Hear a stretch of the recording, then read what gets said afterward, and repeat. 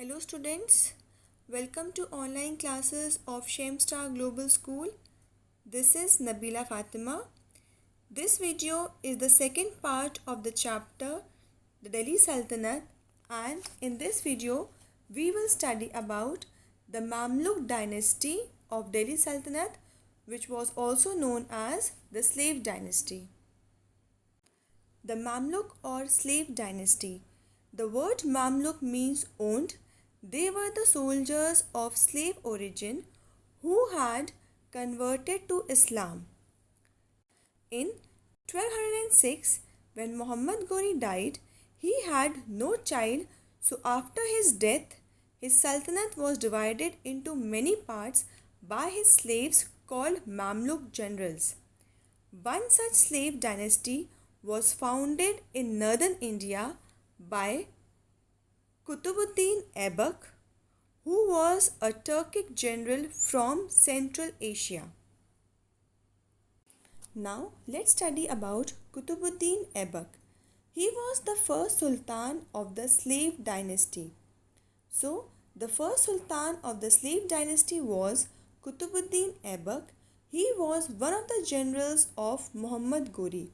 After Ghori's death, Qutbuddin began to rule as an independent ruler. He was a kind-hearted man. Qutbuddin was a very kind-hearted man. He was also called as Lakh Baksh or the donor of lakhs. He also built the Quwwatul Islam Mosque in Delhi. His capital was Lahore. Though he initially ruled from Lahore, he later shifted his capital to Delhi. He began the construction of Qutub Minar. He started the construction of Qutub Minar, but he died in 1210 due to an accident while playing polo. And Qutub Minar was later completed by his son-in-law Iltutmish. The next ruler of Delhi Sultanate was Iltutmish. He was the second ruler of Mamluk Dynasty.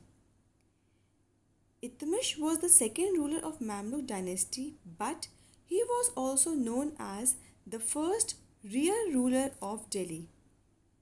Iltutmish was a slave of Qutbuddin Aibak and later became his son-in-law. He ruled in Delhi from 1210 to 1236 CE. During his reign, he shifted his capital from Lahore to Delhi.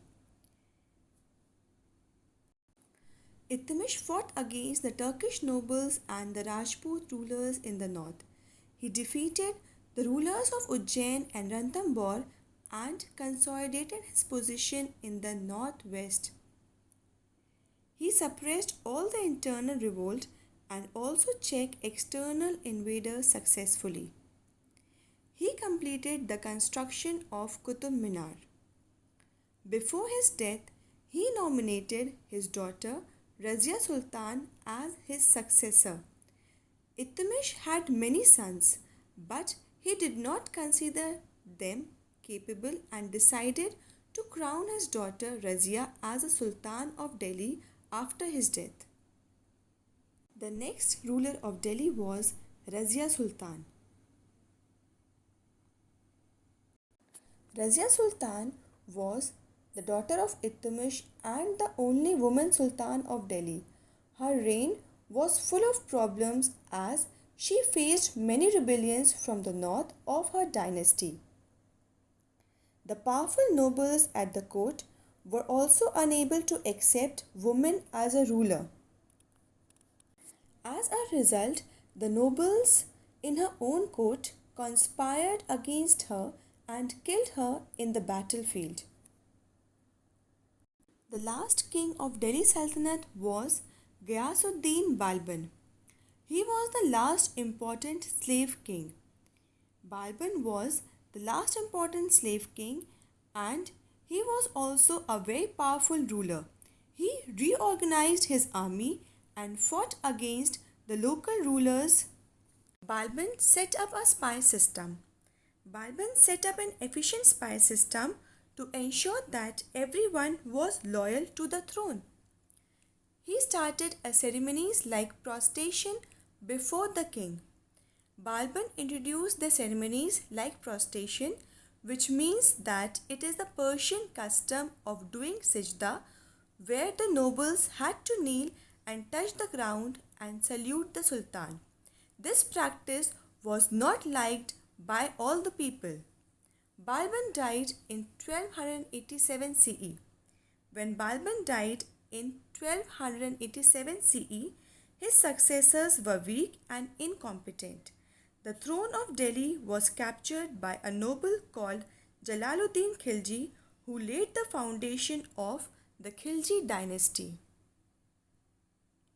So, with this, we have completed one dynasty of Delhi Sultanate. Please watch the video carefully, and if you have any problem in any topic, then please ask from me by putting your questions in the comment section.